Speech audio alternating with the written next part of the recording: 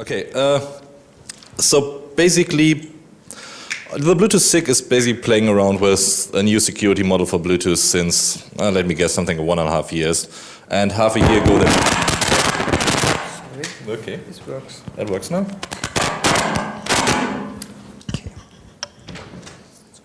Okay.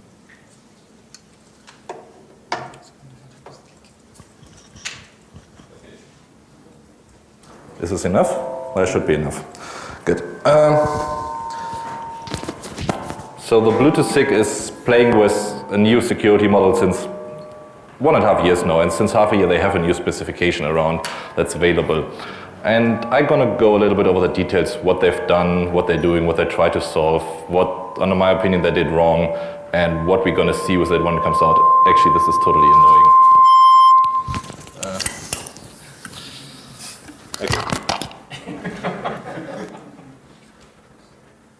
This is the only problem with your first speaker in the morning and this room hasn't been used. Never mind.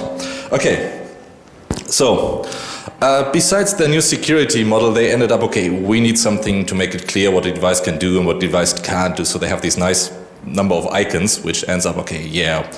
The left one is basically, okay, you can use a keyboard or a mouse and see, okay, this will work. Second one is you can play high quality audio, great. The third one is the kind of headset, it's kind of lame. The fourth one is a printer, and the fifth one is file transfer. The best one is actually that the mouse has a cable. We're talking about wireless technology, and when you ask them, oh yeah, otherwise nobody will realize that that's a mouse. But never mind. So anyway, if you talk about security, they look a little bit differently. And at some point we have to actually tag devices with these kind of icons in case of their security implementation. But that's just as a side note. Okay, to see the difference between the security design in the old specifications and the new 2.1, actually go quickly over what they currently have done.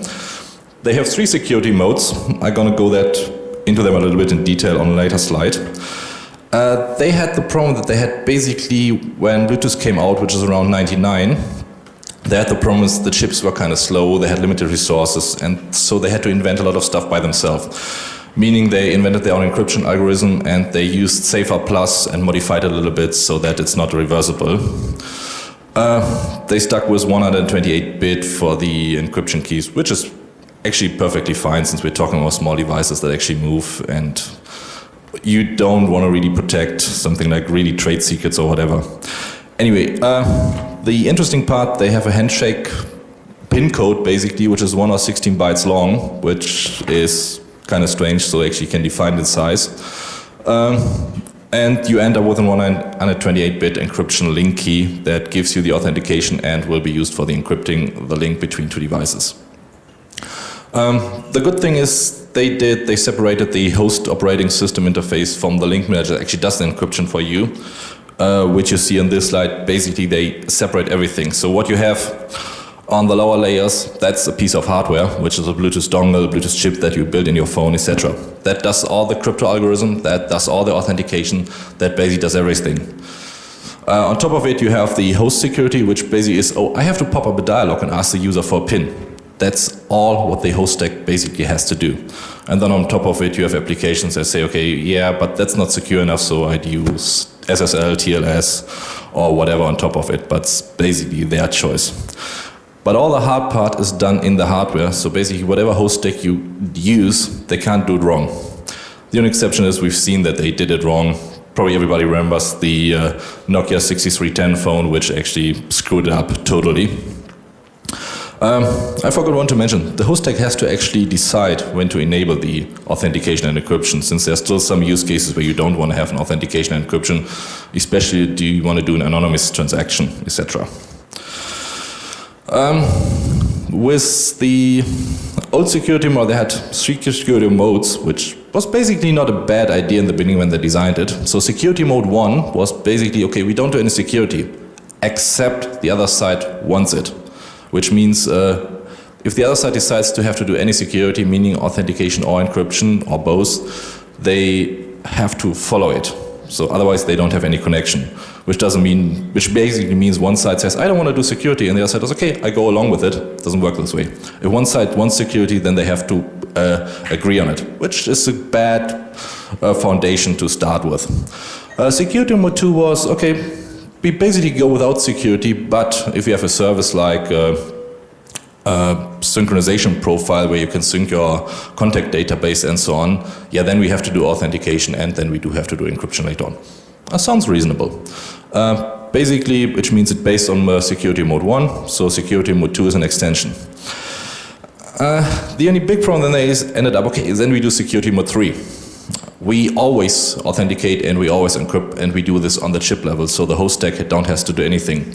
For some reason, this mode ended up with being, okay, this is the most secure mode, and the specification was written that way.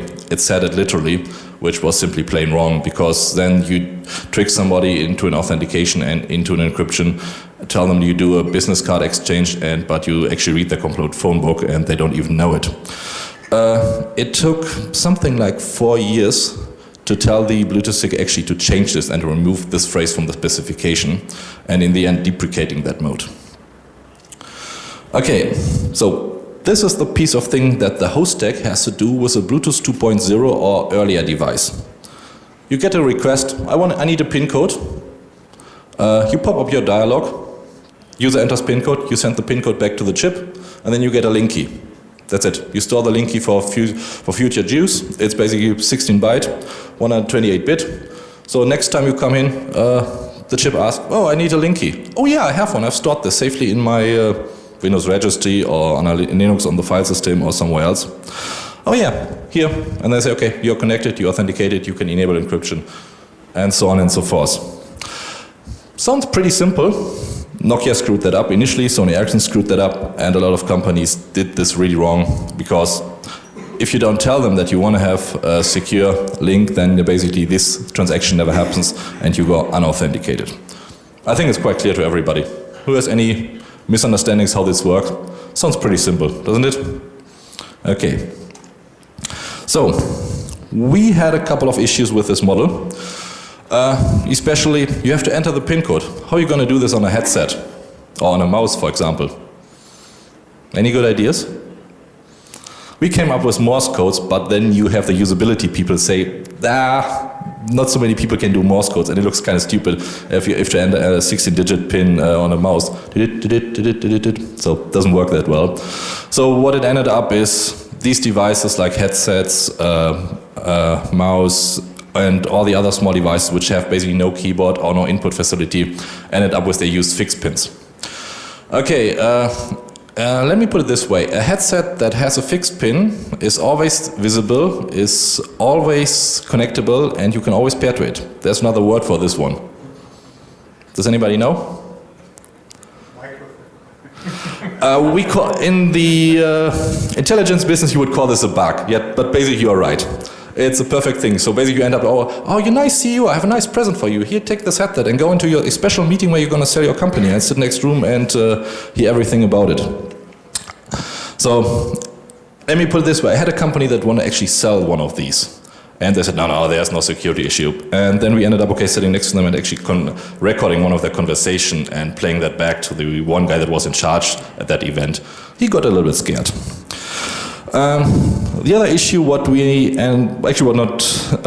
some people ended up with, the PIN codes that were used could be brute forced in the end, up to something like 8 digits. So if you have an 8-digit or less PIN code, you ended up with something like 2 or 3 seconds to brute force the PIN code and create the link key out of it. So it was not really secure enough. Welcome to my screensaver. The other thing, which was basically design flaw, the link keys that you get have no expiration date. You never have to renew them. So once you're paired with one device, you're paired for that device with for the life, except you lose your link key. It's kind of, okay, they should at least be renewed at some time.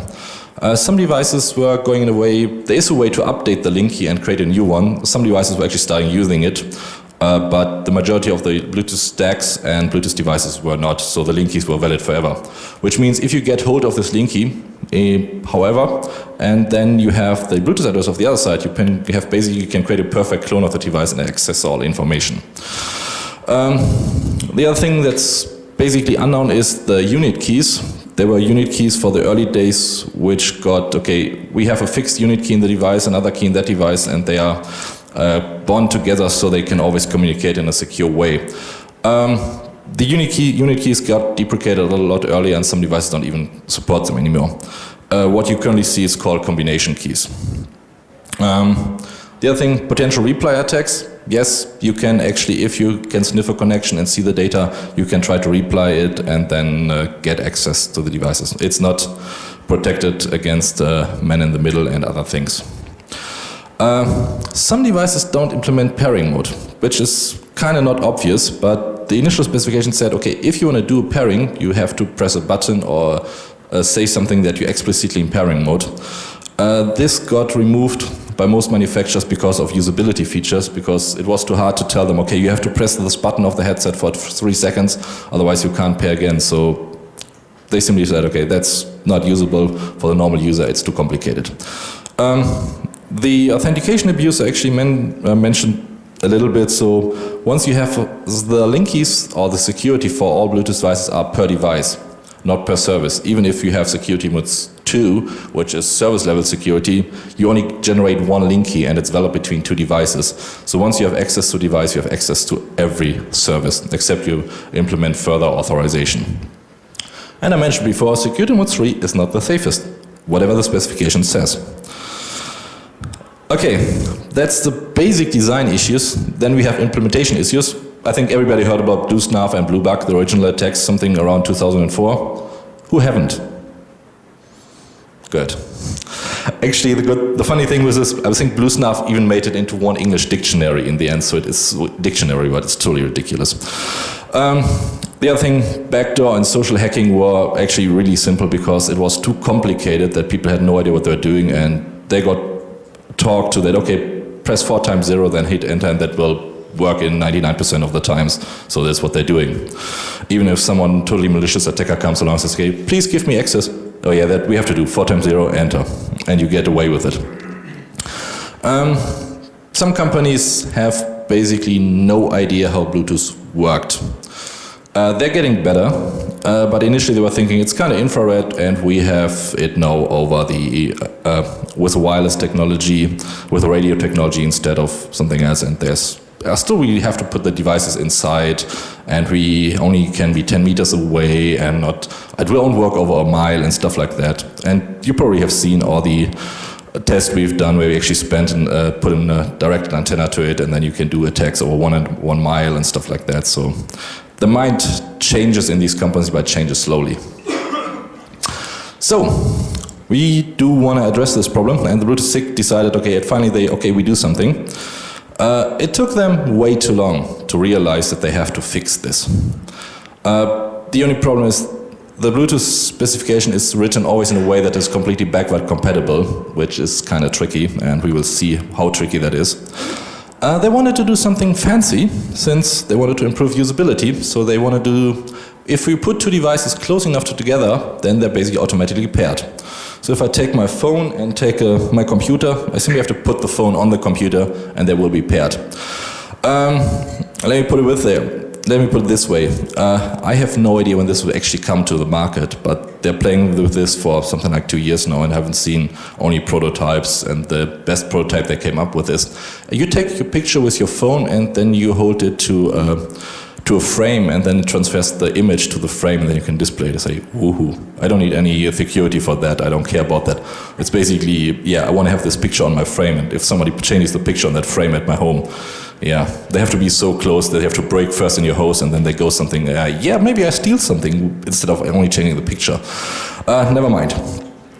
It should be easy for the end user. They really want to make it easy, but on the other hand, it should be secure, which means just putting 2 devices together should be more secure than what we currently have. Kind of tricky. Okay, which ends up, we have to fight with usability, security, and complexity, and that's basically unsolvable. Okay, usability says PIN code entering or passkey entering is not intuitive. I agree with that, I don't want to enter a number. I mentioned mouse, headset. Some devices you can't actually enter a PIN code, so yeah, we have to figure out how to deal with them. Security. Oh, the new method should be more secure. they had at least a good intention. It should be extendable, so we can do something like NFC or some fancy method, or if you plug in a cable first,